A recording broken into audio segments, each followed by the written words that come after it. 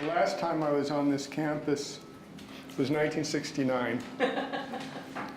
After spending an entire decade here regularly, my father served a church in Redondo Beach, and I was in Christian Youth Fellowship, and we had most of our big meetings out at Chapman. And the last time I was here, I think there was a regional convention for the disciples here, and I was on the executive board for Christian Youth Fellowship for Southern California. And I was supposed to be with my executive board making a special presentation. But instead, I sat up in a balcony of a theater here while my father was on the stage with a bunch of other preachers, and my colleagues on the executive board went down to make their presentation. I was located in the balcony trying to hide, reading an Oscar Williams anthology, Masterpieces of English Poetry, which had really absorbed me. My father found me. He found me in the balcony. I remember him making eye contact with me. I remember the look on his face. But later he told me that he said to a colleague sitting by him, "See that boy up there? That's my son. You know what he's doing? He's reading poetry." I began putting together this book, Bonefires, in 2008. I had signed a contract with my publisher to do a book in 2007 with them, which is a book called Epistles, which I'll talk about, and to do this new and selected poems. I'm going to talk about how I put together this book, but also each of the books that went into it. And it is going to sound as if, I think, that I knew more about what I was doing over the last 40 years writing poetry than I really did. That I had more of a plan, I could see it all sound very organized. This is only something you discover in retrospect when you go back and look at things. So what I'm going to do is talk about each of the books represented in this book and one book that's not represented, and why I made the decisions that I made. Now, when I started writing poetry, it was 15, 14, you don't think about that one day you'll nearly be 60 and you'll still be writing poetry and you have to put together a new and selected poems. This is incomprehensible. That's why there's a sense in retrospect that it's all been more inevitable than it really is. All the way along, if you're a writer, you're finding your way blindly, through blind intuition, blind faith, to some kind of end. When I put together this book 4 years ago, it was an opportunity to look back at my previous books, some 8 or 9 of them, and to exclude poems I never much liked. I could finally say, I don't want anyone ever to see these again. The books were out of print, most of them were hard to find. I want to get rid of them. But also to revise others that I had always wished I could change this line or drop that stanza, any number of the ways you revise a poem. Also, my publisher had given me a page limitation and said, you know, you only have so many pages in manuscript. So that forced me to confront a third thing, which is I had to consider which poems I had to keep and which, at least for this volume, I could do without. And that was the hardest thing, because there were things that I was very attached to, but finally I had to say I cannot put them in this book as I conceive in it. I had friends who were poets and readers who gave me lots of advice, most of which I took, some of which I did not, and was reproached by them when the book came out. My wife, who is my first reader, was especially helpful with the section of new poems. You go through preparing a book like this, and you go back and you look at your early work. I know this is really hard to conceive for a lot of you, and a lot of you are in college. But one day, if you're a writer, and you get to my age, you will have early work. You really will have early work. When I was 20, my early work was what I did last week. That was my early work. Got new stuff now. It's different if you keep at it decade after decade. You go back and you look at early poems, and you look at them and you have a number of responses. One is, it's like looking at pictures of yourself from years ago. Again, an experience you'll have later. You look at it and you think, God, he's young, good looking. That's true, he looks great. Why is he wearing his hair like that? Why does he have those clothes on? That's one of the experiences you have. And then there are others you think, oh God, I wish that picture had never been taken. That was a terrible period in my life, and so on. The first book represented in this book, I'm going to start with the first books, then I'll end by talking about the new poems, was a book called North Sea. And I published in 1978 by Cleveland University Press. And it really dealt with two themes. Now, again, clear to me now, not so clear then. One was growing up, childhood, and the other was religion and faith. But religion, as it was dealt with in this book, was more a cultural thing. I grew up in a very religious household, the son and grandson of preachers, and had that kind of experience.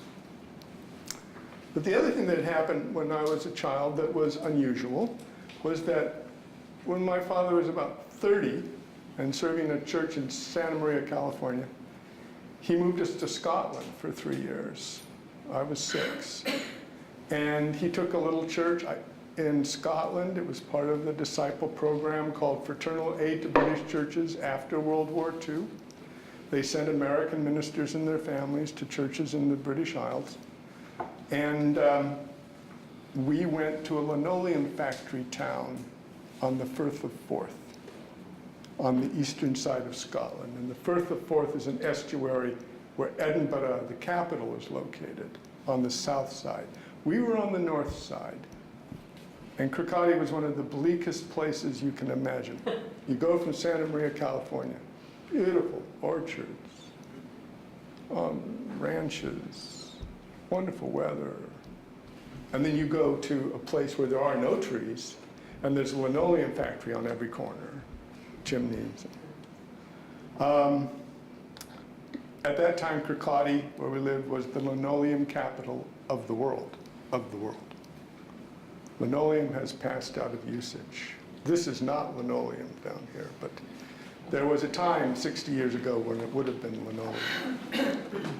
So I had this experience, an experience of foreignness and being foreign for 3 years. I started school there, I learned to read there, I learned to do my sums there, and I had this deeply ingrained experience of having been there, coming back to the United States and being foreign again. And also watching my father himself having to be a preacher in the same faith with a totally different kind of congregation. So it was a profound experience, I know for the whole family, but for me particularly as a writer. Because when I began writing poetry when I was about 14, nostalgia, memory of that place really came up in me, and it was one of my first impulses to write, along with writing sort of crudely about religion too. So North Sea had two parts, one about Scotland and one about various things, including events in family life, being baptized, for example. Conflict between my father and grandfather, which was the central conflict of my growing up. My father was a mainstream Protestant preacher. My grandfather was a charismatic evangelist, you can imagine. Or maybe you can't. I'll tell you more about them because my grandfather has been a theme of my work as well. So I look back at North Sea and I'm able to say, all right, I'm going to just save the poems about Scotland because the poems about religious experience at this time are unformed and unclear. I do them better later. So if you look at this book, you will only see a handful of poems about living in Scotland, going back to Scotland or thinking about Scotland, and so on. One poem about, for my wife, about our early married life with relationship to that place. 3 years later, I published a book called The Road Walker.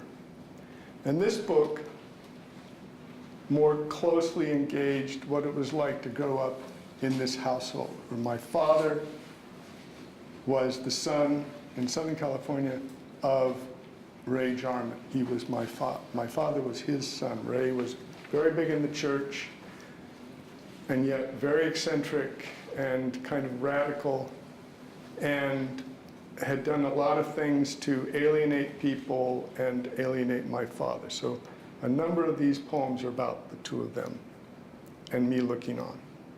One of the things, though, I inherited from my grandfather, which I always was happy about, was a method of memorization.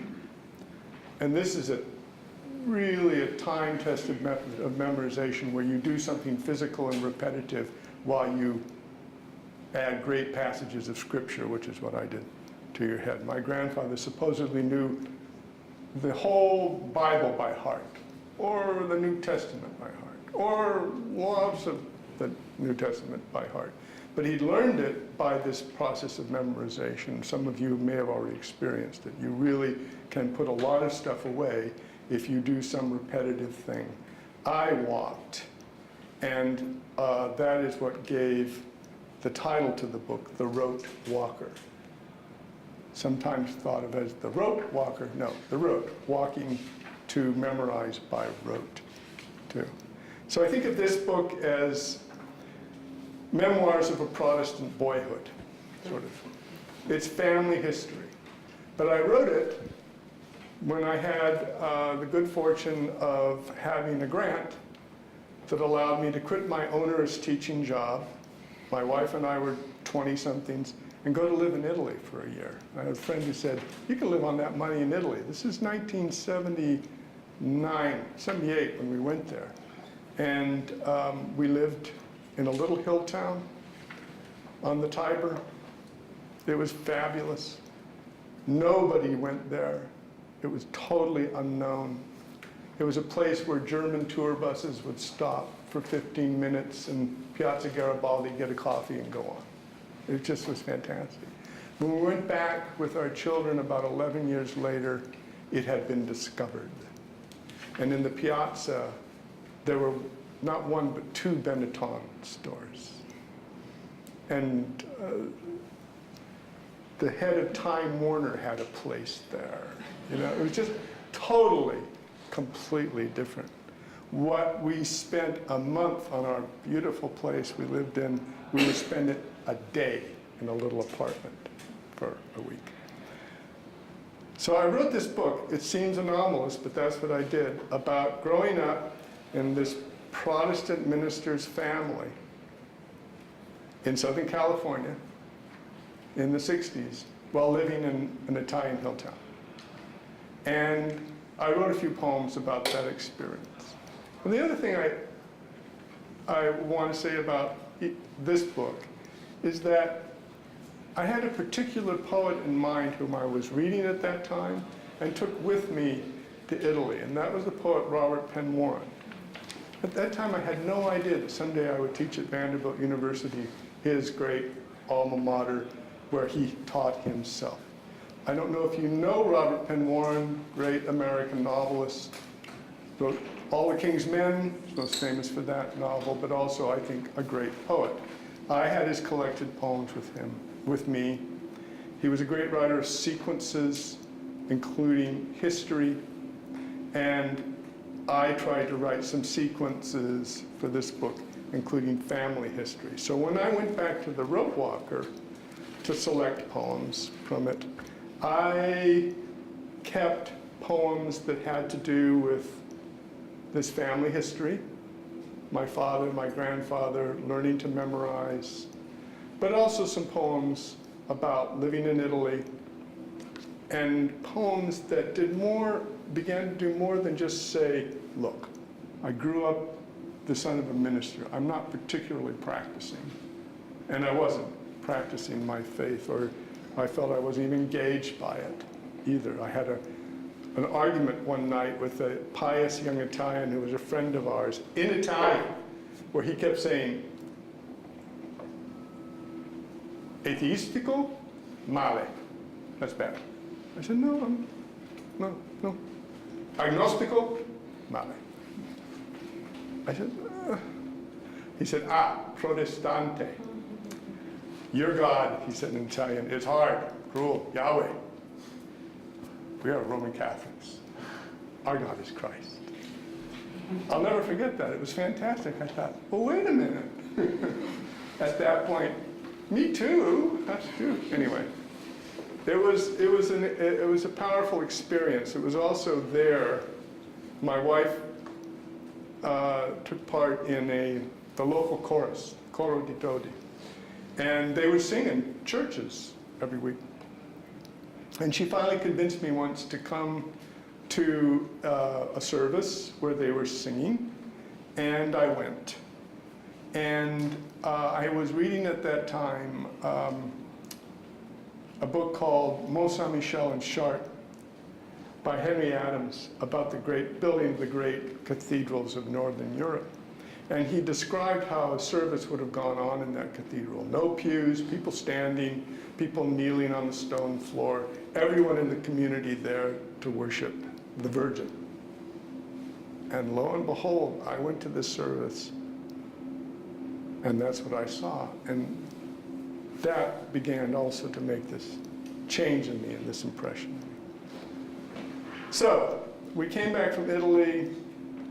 I got to teach at UC Irvine. We got to go back to Southern California. My wife and I are both from Southern California, though actually I was born in Kentucky. I wasn't born here. I was born in Kentucky, which is another story. But we got to go back to Southern California. We had our first child. It was wonderful to be back in where we felt at home. We lived in Laguna Beach because I was replacing someone who was on leave, who lived in what is now a gated community around the corner from Ozzie and Harriet. You know, I don't know, that doesn't even ring a bell to most of you. Anyway, Harriet was still alive, and Tom Harman, Mark Harmon's father. I remember seeing the Nelson twins, who are rock stars now, as little boys fishing. It was just wonderful. And then I needed a job, so we went back to Western Kentucky. We went to the Western Kentucky. We got pulled out of the place we felt of as home and plopped down in Western Kentucky. Western Kentucky is the part of Kentucky, if you look at a map, it's the inset, it doesn't fit. It's also the part of Kentucky called the Jackson Purchase, that was added to the Louisiana Purchase by Andrew Jackson. People who moved there, since it's bounded by rivers all around, lakes now, rivers all around, isolated, went there in the westward expansion to be away from other people. It was a very ingrown, isolated place, and it had a state university. And we lived there for 3 years, almost drunk with nostalgia for Southern California. So, my third book is full of nostalgic poems for Southern California. Poems about surfing, poems about growing up in Redondo Beach, just the whole sense of the smell of eucalyptus, the feel of sand, the feel of air, like Santana winds, all of this sort of thing. But also I began to realize that the sacramental events like Easter, Christmas, Palm Sunday, and their historical meanings began to have a kind of resonance for me that I had not felt before. So I started writing also a number of poems about imagining, say, Jesus on Palm Sunday walking into a Scottish town, or events on Easter Sunday when a fishing barge actually washed up on our beach, and just those sorts of things. I was also thinking about a couple of poets. I was reading them closely. One was Elizabeth Bishop and her beautiful descriptions of landscape. And the other was a Greek poet named C.P. Kavafi, who writes very nostalgically about Alexandria, where he grew up, Alexandria, Egypt. He was an Alexandrian Greek in the early 20th century. He wrote two kinds of poems, either swooningly nostalgic poems about his youth in Alexandria, or poems set in the classical world of Greece, Rome, and Byzantium. So this book I called Far and Away, with the sense that all of that was far and away and over. 5 years later, after spending about a decade thinking about narrative poetry with a friend of mine, I published a book of those experiments in narrative called The Black Riviera. And for these poems, I considered the influence of someone like Robert Frost, who in his second and third books has long dramatic monologues, long narratives, and more contemporary poets like the Irish poet Seamus Heaney, a poet you probably have not heard of, named Larry Levis, who wrote extended sort of stories in verse. And that's what I was trying to do. The Black Riviera, however, is based on a semi-autobiographical event. It refers to a car that is no longer made, the Buick Riviera. And it's a poem about buying drugs. One of the experiences I had growing up in Southern California. And looking back at that event as an adult, at those teenagers doing this very risky thing, with a certain amount of, well, you can imagine, dismay, amazement. It's not the poem I wanted to be the title poem of the book, but at that time, a lot of people knew the poem. It had been published in the New Yorker. It had gotten, it had been translated into Polish, if you can imagine. And so I thought, well, all right, that will be catchy, I guess. The other thing is that a Riviera, of course, is a shore or a beach. And I liked thinking that the Black Riviera might be the shore of the underworld. And there's a number of ways in which the story of the underworld, this netherworld, comes up. This was also the first book in which I treated my grandfather's wildness. My grandfather came out to Southern California at the end of World War II to serve what was then called Huntington Park Christian Church. But when he got out here, he found some incredible things going on. He found Amy Semple McPherson. He, for one, he found all kinds of stuff going on in what we would now call New Age theologies. And he got involved in it. And one of the things he got involved with at the end of the 50s, up in at Stanford in Palo Alto, was experiments with LSD. He came and visited my father in Scotland and told him about this wonderful experience he'd had with this drug. And my father said, he said to his father, knowing him, said, "Dad, don't preach about this." But he did. And when we came back from Scotland, he had done that and was in the process of being sued by a congregant who had done this too and had a bad trip and all of this stuff. But what it opened up for me, again as an adult, when I was a child, we didn't talk about this. This was just scandalous. But as an adult, I was able to look back and say, this man tried all of his life to have some kind of experience of the transcendent. He wanted that supernatural experience and power. And I think a lot of American spirituality, or whatever is called spirituality, is like that. So my grandfather's character was, for me, a way of understanding a lot of things. So in the Black Riviera, I included a poem called The Death of God, which was about his experimentation with drugs, and I would write more. I did not include that poem, I think, in Bonefires. I don't think I did, mainly because I have a longer poem about him that really explores in more detail what I just said with, I think, more understanding. The Black Riviera, though, in terms of the experiments of narrative, talks about growing up in Southern California, Scotland, things religious, but begins touching on what is that desire to leave the world in that way, to transcend everyday reality because it's not satisfying. 2 years after this, I published a book-length poem. It is not in the new and selected. It is called Iris.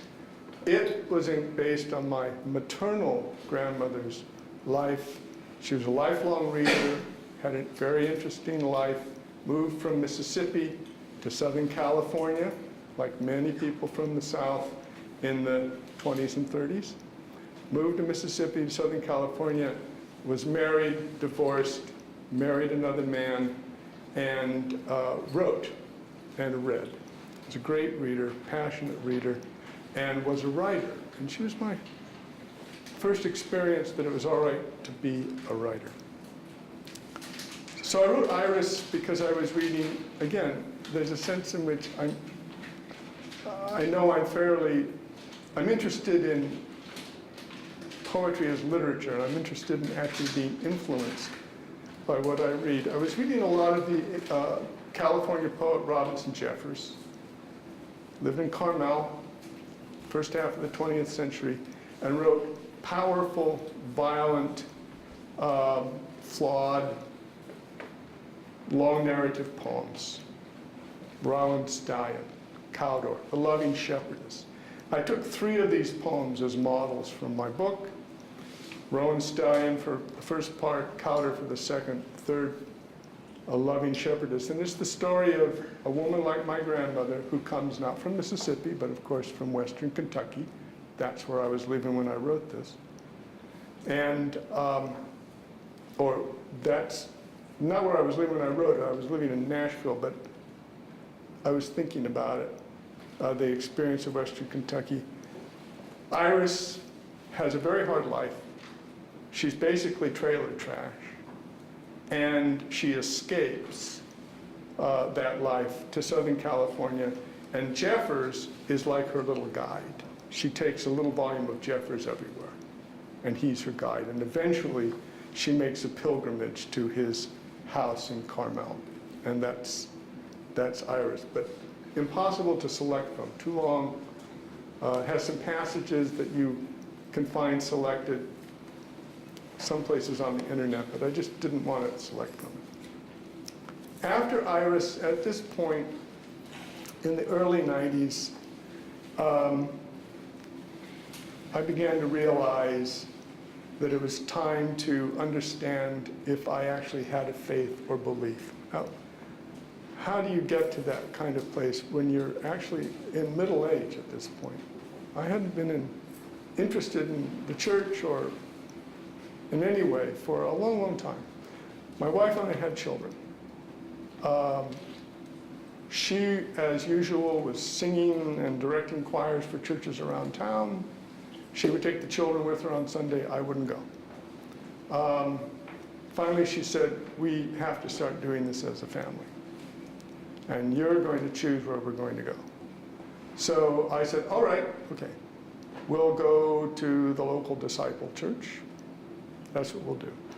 Well, we went and became very, very deeply involved, and I became awakened, reawakened to things that I had been estranged from, and I thought, I've got to start writing about this. I have to actually see what I think. So in 1997, I published a book called Questions for Ecclesiastes.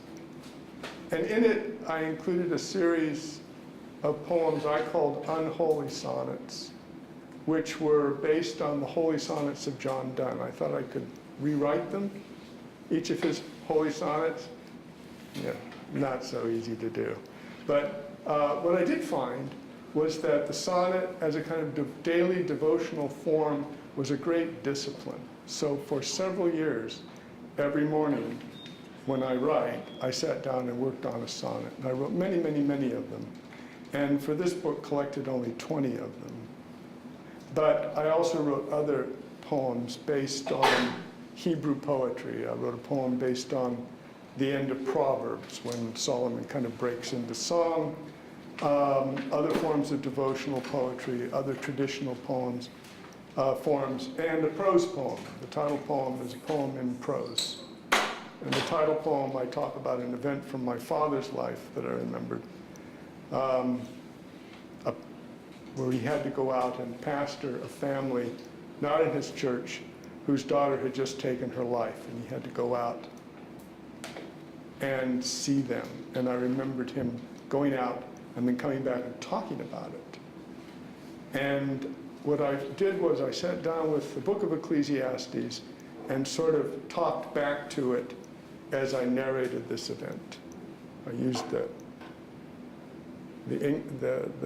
English of Ecclesiastes, and then I narrated against it in a kind of more American sort of English too. This was the book, though, that for me was like a breakthrough book. It was the first book where I thought, I'm doing something. It was also the first book in which I wrote publicly in traditional forms, the forms that Anna was talking about, associated with the new formalism. I'd always done this, but I'd kept it a secret. This was the first time I thought, okay, I'm going to write these, I'm going to publish them, and, you know, as a friend of mine said, you were finally outed as a new formalist. But I found that writing for me, and this is not true for everybody, in meter and rhyme, strict forms like the sonnet or rhyming quatrains, helped discipline my thinking, which is what I felt I needed, about matters religious, and kept me, in my case, I think, from sentimentality, begging the question, lots of things. So they were good discipline for me. It's not something I recommend for everybody. As I went along selecting for this book, I would include more and more poems from more recent books because I felt that they were more mature and more accomplished. So after Questions for Ecclesiastes, I went ahead and published a book that included many of the sonnets that I had written called Unholy Sonnets. But for Bonefires, I selected only a few of them. I selected only the sequences. There are sequences in the book. And a few other shorter poems. 4 years after that, I published a book called To the Green Man. And this continues to be lyric poems engaging the sacred and incarnational in creation and everyday life. That's really important to me. I don't think I have my grandfather's great thirst to escape the bounds of everyday life. To me, it's a nourishing and meaningful experience. But I did write a long poem in To the Green Man, and I'll tell you about the significance of the Green Man about him. And this was why, though I had other poems about his experimentation with drugs and things, I only included this one. It's long, it's called The Excitement, and it's about two things. His interest in having supernatural powers and experiencing the supernatural, one, but also the experience he had when he was actually born again. He had a Damascus experience. Jesus came to him in his office when he was in his early 60s, at the end of this long period of experimentation, New Age stuff, and Jesus came to him in his office. My father thinks he was having an LSD flashback. He came into his office and he scared him to death. But he then became, that's when he became a charismatic evangelist, just as determined as he had been before that everyone think like him. He was a great preacher, but when he believed something, everyone needed to believe it. And the poem tries to think about, at length, what does it mean to want those things? What does it mean to want to have that kind of charisma, but also to be always, as he said, living with the Holy Spirit and feeling that the important thing is that it endowed you with some kind of power. But the other thing I was interested in was telling a ghost story, a long ghost story. And the model I used for this, though you wouldn't be able to know unless you look closely at the poem, was a poem by Robert Burns called Tam O'Shanter, which is about a drunk going out one night drinking and then heading home on his horse by Alloway's kirkyard where he sees a witches' sabbath going on. And he watches some young initiate dancing with the devil. And he's seen and he is chased home and gets across this bridge just in time. It's a wonderful, funny, shaggy dog story. And I wanted to tell a ghost story rather like that. So that was what went into this. The Green Man is a figure that you find throughout Europe, mainly in England, often in church architecture, Gothic church architecture in particular. This figure is usually a man. He is swaddled in leaves. Even leaves sprout from his mouth. And it is believed that he is a sacrificial figure left over from pre-Christian religion, from the seasonal religions of Europe, that he was a sacrifice to the vegetation goddess, too. If you're ever in a Gothic church, you will no doubt see them if you just look up at pediments, either outside or inside. I had seen one for the first time in a church in northern England, pointed out to me by a friend in a window, too. It's remarkable. It's this non-Christian figure that's sort of imported into these churches, almost as a memory to say, I think it says there was faith before Christ. There's a transition historically of one faith to another. And in Europe, Christianity has successfully absorbed that and replaced it. So there's ways when you think about the Green Man as someone who stands on the outside of society and looks in, you can think of all kinds of people who are, even in Christian story, green men. John the Baptist, Elijah, in some ways Jesus, too. Crucified at Easter, springtime and rising. Born at the winter solstice, the rebirth of the sun. There's all kinds of ways in which he can be thought about. So for this book, I tried to engage this larger thing. Now, by the time I wrote the prose poems that went into a book called The Epistles, I'd written a lot in meter and rhyme. And every time I sat down to write, it seemed to come out as a sonnet. And I had to break the habit. Also, I was interested increasingly in the epistles of the New Testament and the moments of metaphor, not the moments of instruction and didacticism, but things like the greatest example is the moment when St. Paul gives us 1 Corinthians 13, the great chapter about charity or love, which I'm sure we all know, or we know someone who knows it. And those moments when Paul resorts to metaphor and basically embodies belief in metaphor interested me. So I started writing a series of prose poems over about 10 years in which I tried to do the same thing, but not taught as he was, to a small group of early Christians, or small groups of them, around the Mediterranean, and Corinth, and Philippi, and Galatia. I was trying to talk to anybody who wanted to think with me about those things, about love and death and sex and children and family and some kind of meaning to creation that was more than just material. So I collected epistles. Epistles is also difficult for me to select from. And all I selected from it for this book was the last 5 epistles, which are all sort of natural odes. One to birds, one to clouds, one to trees, one to the street and street life, and one to waves. And the wave, probably from growing up in Redondo Beach, I feel as if that's where I grew up, is an image that goes throughout my work as an embodiment, a spiritual embodiment, you know.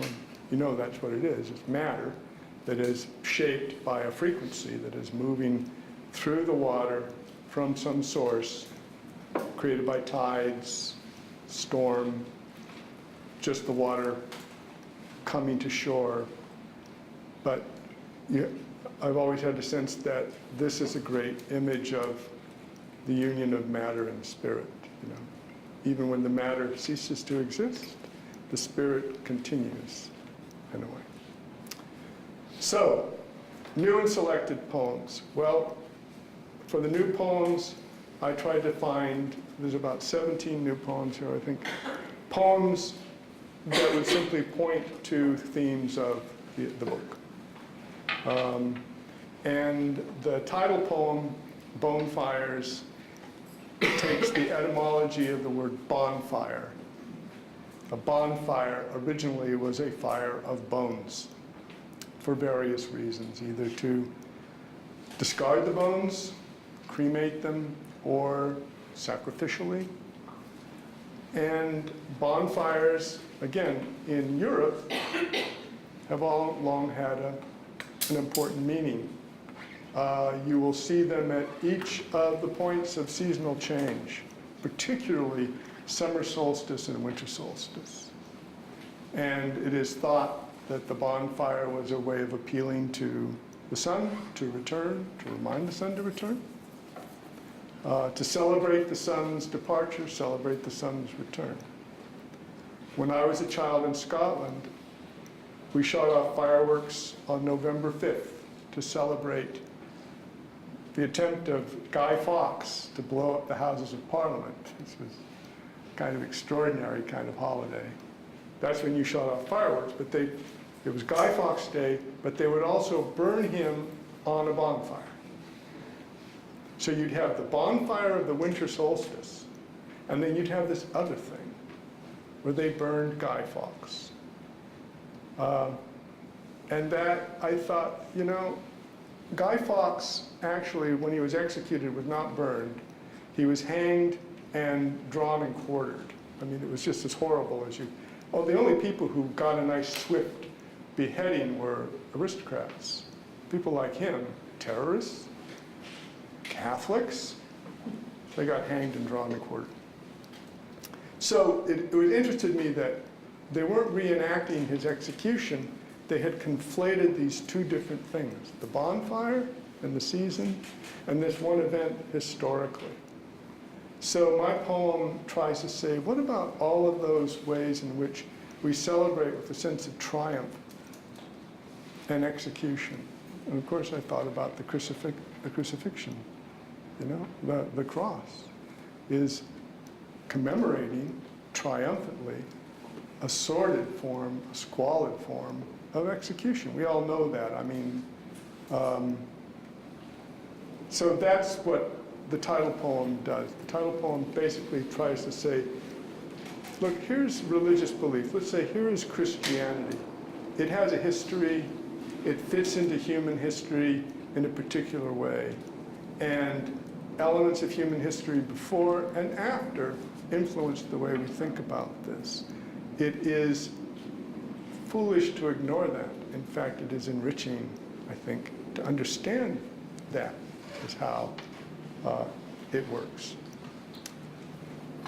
So that's pretty much what I had to say about putting this book together. I published it A number of my friends reminded me of wonderful poems you should have put in there at the home. And, you know, I mean, I look at it now too and think I should have left that out, put that in, but you make a decision. You look back and you realize, my God, my career actually had a pattern. I can see it now. But you can't see it while it's happening. You really can't. You just, in my case, move from book to book, finding your way and hoping that it will make sense. I've always written to be read. I've always tried to write poems that can be understood and that are clear and not an opaque wall of words to the reader. So in that way, I don't think of myself as a modernist. I take as great models for me are Yeats, Frost, Elizabeth Bishop, and looking back to the 17th century, Donne and Herbert. These can be poets who are demanding, but they have an essential clarity, and that's what I've always tried to be after. I don't know if talking about all of this is going to help you with my poems. You know, I mean, my parents still say to me, I still don't understand. And they were my first readers. I would show them a poem. And, you know, I'd wake them up because I'd be writing at night. And I'd come in, read them a poem. What do you think? Oh, yeah, it's fine. And even to this day, my mother said, you know, I love the first book. She has all my books. I still love that first book. Anyway, so that's my spiel. Do you know what spiel means? Story. Yeah, I found that out this summer. I was living in Czech Republic, where I found a plaque to a great Czech novelist. And there's a lot of German in Slavic language. And in Czech, he was something like a spielmeister, you know, a storyteller. It was a great novel. I thought, oh, it's spiel. That's what it means. A spiel is a story. So that's my spiel.